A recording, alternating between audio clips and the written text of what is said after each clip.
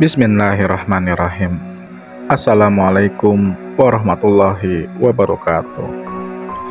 Halo teman-teman, jumpa lagi kita di channel Ojawadi. Terima kasih kepada teman-teman yang telah mendengarkan dan mensupport channel Ojawadi agar makin berkembang dan bisa diterima oleh halayak yang lebih ramai. Seperti biasa, jika sudah siap, selamat mendengarkan. Aku tak pernah menyangka bahwa hal yang sangat aku dambakan seumur hidupku akan menjadi bencana bagi diriku. Aku adalah seorang gadis berumur 20 tahun. Namaku adalah Ria. Selama 20 tahun aku hidup, aku buta. Aku terlahir dalam keadaan buta. Aku hanya tahu satu hal. Semua hitam dan gelap. Suatu hari yang telah kutunggu-tunggu seumur hidupku akhirnya tiba. Kabar dari rumah sakit benar-benar membuatku dan seluruh keluargaku bahagia hingga ke awan. Kami dikabarkan bahwa akhirnya ada satu donor mata yang 100% cocok denganku. Dalam 2 hari ke depan, jadwal operasi pencakokan mata pun terrealisasi. Aku di sini, dalam ruang operasi, melakukan suatu hal yang dalam beberapa jam ke depan akan benar-benar merubah hidupku. Hidupku yang dulu hanya tahu hitam dan gelap akan menjadi cerah dan penuh warna. 3 minggu setelah masa penyembuhan pun selesai. Hari kebenaran akan terjadi beberapa menit lagi. Aku sedang menunggu dokter melepas perbanku. Hatiku benar-benar tak karuan. Detak jantung cepat tak karuan. Aku benar-benar tak bisa mengontrol diriku. Lalu dokter menyapaku. Ria, coba sekarang buka matanya pelan-pelan. Sebuah perintah yang baru pertama kali terdengar olehku dalam seumur hidupku.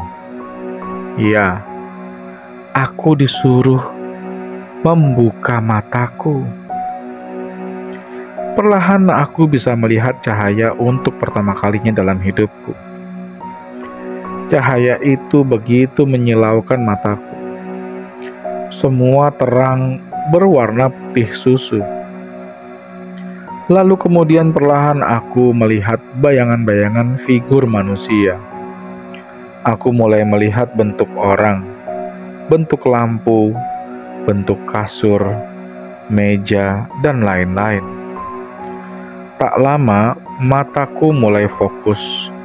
Cahaya pun mulai menyatu menjadi jutaan partikel piksel. Dan jelaslah di mataku sekarang.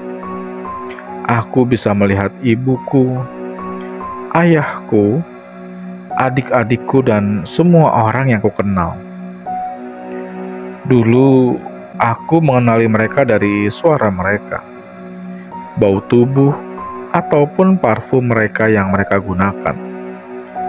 Dan tak jarang aku pun mengenali mereka dari derap langkah kaki mereka. Namun, kini aku betul-betul melihat mereka secara nyata. Di awal-awal aku bisa melihat, aku banyak mempelajari benda-benda di sekitarku. Benda-benda yang dulu aku sentuh untuk mengenalinya, sekarang aku bisa melihatnya. Aku benar-benar terkejut melihat nanas, salak, bahkan aku terkejut melihat tubuhku sendiri ketika aku mandi. Aku banyak berkunjung ke tempat-tempat baru, gunung-gunung, pantai, taman, dan lain-lain. Hampir setiap hari aku banyak mengenali benda-benda baru. Pada suatu sore di sebuah villa di puncak, aku sedang duduk di luar menyaksikan deretan pohon-pohon pinus. Aku sedang berbicara dengan adikku ketika seseorang tiba-tiba datang dan duduk menghampiriku. Wanita berbaju putih, berambut panjang hingga lantai ini, mukanya sangat aneh. Aku yang tak tahu dia itu siapa, berusaha ramah dan mengajaknya bicara. "Halo, kamu siapa?" "Saya Ria." "Apakah kamu sedang berlibur juga di sini?" Adikku yang menyaksikan aku melonjak berdiri dan menarikku ke dalam kamar. Aku pun menyetopnya dan mengatakan, "Dek, sakit tahu ditarik kayak begini. Kamu kok ya nggak sopan, main masuk aja. Tadi ada orang, lagi kakak ajak ngobrol loh di depan." Adikku pun menyatakan, "Ih, Kak Ria, kakak tahu nggak tadi kakak bicara dengan siapa?" Aku membalasnya, "Loh, emang siapa, Dek? Kamu kenal?" Adikku menjawab, "Nah, itu dia masalahnya. Wong aku aja nggak lihat dia itu siapa. Memang tadi kakak ngobrol sama siapa sih?" Mendengar perkataan adikku, aku pun tertawa. "Jangan bercanda toh, Dek. Orang tadi aku lagi ngobrol sama wanita yang duduk di sebelahku. Masa jelas kayak gitu kamu nggak lihat?" Adikku lalu bertanya, "Kalau memang iya, coba jelaskan rupanya seperti apa." Aku pun menjelaskan, dia itu pakai dasar putih, rambutnya panjang selantai, dan mukanya pucat, aneh. Spontan semua yang di ruangan itu, ibuku, ayahku, semua berkata, "Ih, itu mah kuntilanak, bukan orang." Mereka semua lalu menjelaskan definisi dan rupa kuntilanak kepadaku. Aku yang tak pernah tahu dan tak paham rasa takut pun hanya mengangguk-angguk seperti orang bingung. Aku hanya membatin, "Oh, begitu toh kuntilanak." Aku selama ini membaca dengan braille, jadi aku sendiri sampai sekarang belum menggunakan smartphone. Aku masih belajar baca tulis pakai huruf yang berlaku internasional. Jadi aku pun belum mencari informasi tentang aneka jenis hantu-hantuan. Hari ini aku sedang di rumah sakit. Aku harus kontrol. Ini adalah kontrol teratur untuk mataku. Aku dan ibuku sedang berjalan di lorong lantai 1 rumah sakit itu. Tiba-tiba saja ada seseorang suster yang terus mengikutiku. Aku pikir suster tersebut memang khusus mau merawatku. Namun, suster itu tersebut terlihat berbeda dari suster-suster lainnya. Dia mengenakan seragam suster dengan kerudung dan bajunya yang panjang menutupi seluruh tubuhnya, persis seperti ibuku dan baju muslimnya. Namun, dia mengenakan kalung salib. Tapi, aku tetap tak curiga kepadanya, mengingat ini adalah sebuah rumah sakit Katolik. Suster tersebut terus saja berdiri dan mengekor di sebelahku. Karena mulai merasa risih, aku pun mengatakan kepadanya, "Sus, tak perlu terus mengikutiku. Aku sudah bisa jalan sendiri. Aku kan sudah bisa melihat sekarang." Kontan saja dokter dan ibuku melihatku dengan tatapan bertanya-tanya. Ibu lalu menanyakanku, "Kamu lagi bicara sama siapa sih, Kak?" Aku menjawab pertanyaan ibu. "Ini loh, Bu, suster ini," sambil menunjuk sebelah kanan. Dia terus mengikutiku dari lorong di lantai 1 tadi, yang dekat toilet. Dokterku hanya tersenyum lalu berkata, "Oh, Suster Maria ya."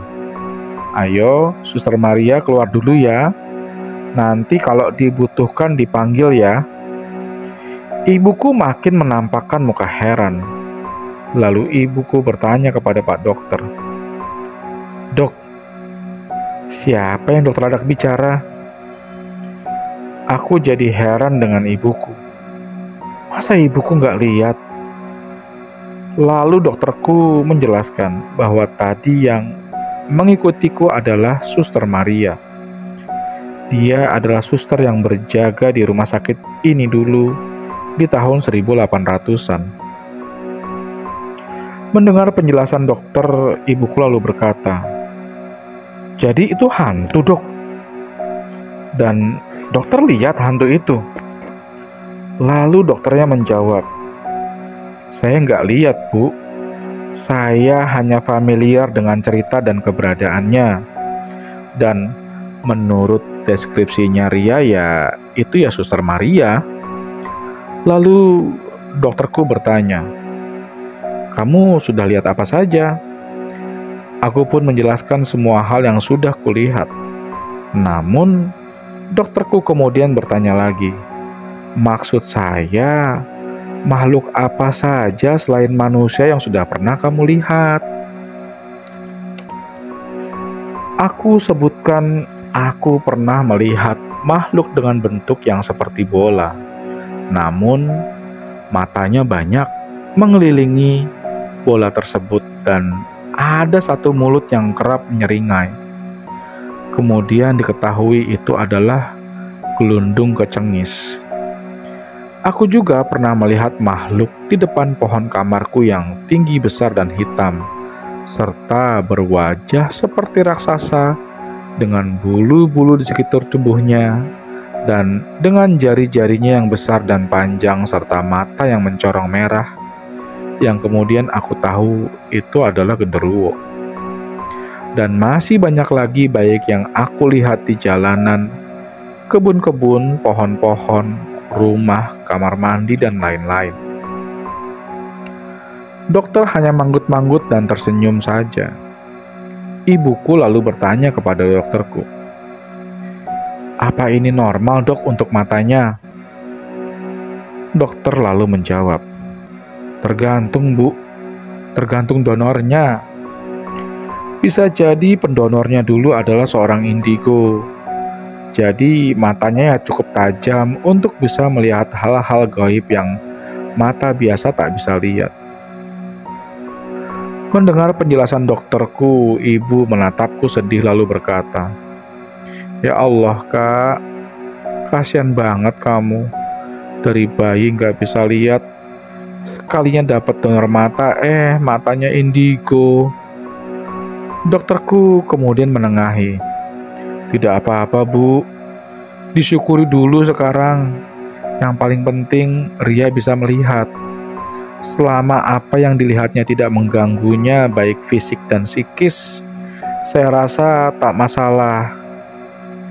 Kemudian dokterku bertanya kepadaku, "Apa kamu terganggu atau ketakutan, Ria?" Aku pun menjawab, "Enggak sih, Dok. Cuma aneh aja. Dulu saya tuh buta. Sekarang saya bisa melihat melebihi apa yang orang normal bisa lihat. Entah ini ironi atau rezeki ya, Dok."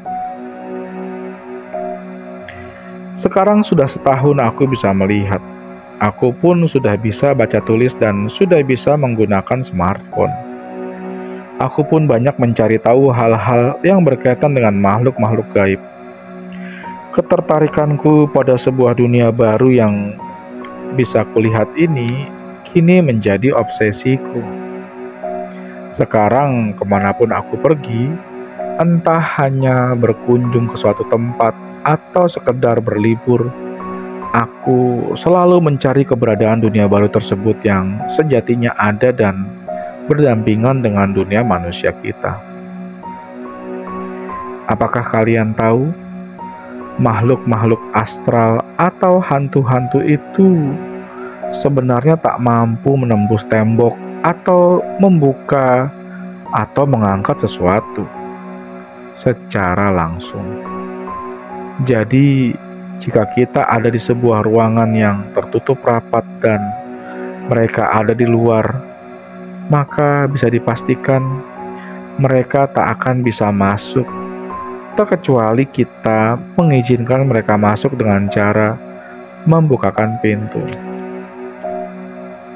Lalu bagaimana jika mereka seperti menembus tembok? Mereka hanya menipu penglihatan kita saja. Seolah-olah mereka jalan, lalu hilang ketika menembus tembok. Padahal mereka hanya melemahkan energi mereka saja agar tak terlihat. Tapi sebetulnya mereka masih di ruangan tersebut. Pun dengan hal yang sama ketika mereka memindahkan barang. Mereka bisa menggerakkan hordeng, gelas, gambar, atau hal lainnya dengan energi mereka, semacam telekinesis, tapi mereka sendiri tak bisa menyentuh benda-benda tersebut. Lagi-lagi, itu hanyalah tipuan mereka, seolah-olah mereka mau kita berpikir bahwa mereka bisa menyakiti kita padahal tidak sama sekali. Mereka sangat bisa melukai manusia, hanya ketika mereka bisa masuk ke tubuh manusia dan kemudian menggunakan manusia yang mereka kuasai raganya itu untuk berbuat jahat, ataupun ketika mereka masuk ke dalam tubuh-tubuh binatang dan kemudian menyebabkan kerusakan. Misalnya, mereka masuk ke tubuh tikus dan tikus menyenggol lilin ketika lampu mati hingga kemudian terjadi kebakaran.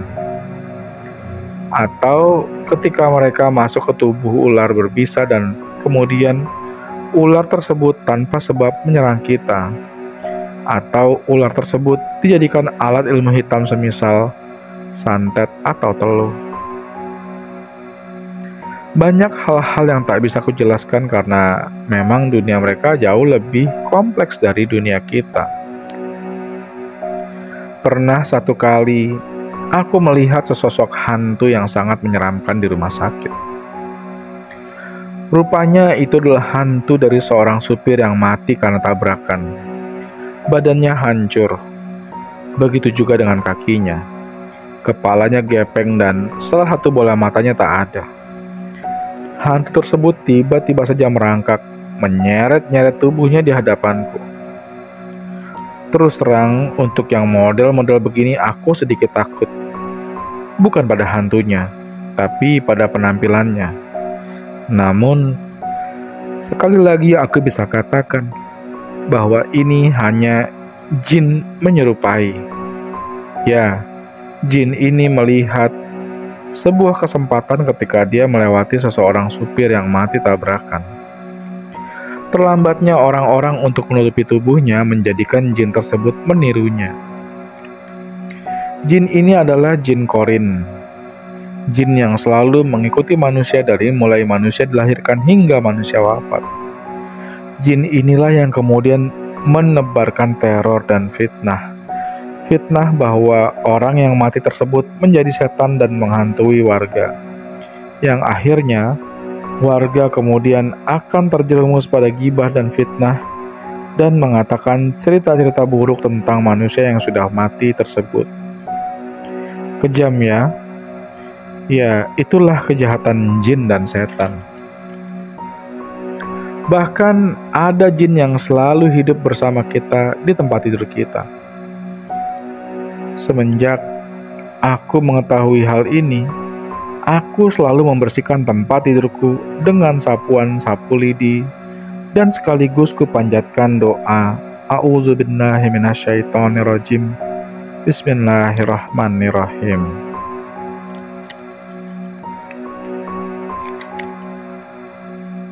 Serta-merta jin yang tadinya sedang asik tidur di kasurku, dia langsung bangkit dan berdiri lalu meninggalkan kamarku melalui celah-celah pintu atau lubang angin. Aku bisa pastikan itulah penyebab erep-erepan pada manusia ketika sedang tidur. karena mereka dengan seenaknya tidur di atas tubuh kita membuat kita ketindihan dan tak mampu bergerak. Bahkan mereka bisa jadi pemukim atau penunggu tetap pada kamar-kamar kosong di rumah kita. Pastikan saja jika kita hendak pergi lebih dari 3 hari, berdirikan kasur-kasur kita atau taruh aneka benda tajam bersudut di atas tempat tidur kita agar mereka tak bisa menidurinya lantas merasa nyaman. Dan yang paling banyak, setan jin yang aku lihat di dalam rumah adalah mereka-mereka yang masuk dan mengumpat di foto-foto manusia, gambar-gambar makhluk hidup, aneka ruang kosong yang tak kita sadari kita sediakan untuk mereka, seperti guci-guci, gerabah-gerabah, pot, dan lain-lain. Selama ada ruang kosong, figur makhluk hidup atau bahkan serat kayu berongga dari furnitur, itu semua adalah mereka jadikan tempat hidup dan tempat tinggal mereka. Bahkan pada aneka action figure, superhero dan beraneka binatang pun mereka masuk disusun. Jadi singkirkanlah aneka media tempat mereka hidup dalam rumah kita dan isilah guci-guci kosong di rumah kita dengan butiran-butiran styrofoam atau sumpelan kertas agar tak berongga. Jika kalian memiliki mata yang mampu melihat seperti aku, kalian niscaya tak akan mau masuk ke dalam kamar mandi tanpa berdoa terlebih dahulu. Karena ketika kalian masuk dan tak berdoa di kamar mandi, maka mereka semua bisa melihat kita dengan jelas ketika kita melepaskan pakaian kita. Serem ya teman-teman. Tapi mereka bukannya sesuatu yang sangat menakutkan. Tidak teman-teman. Selagi kita punya keyakinan yang kuat akan Tuhan, mereka bisa dilawan. Akhir kata, wassalamualaikum warahmatullahi wabarakatuh.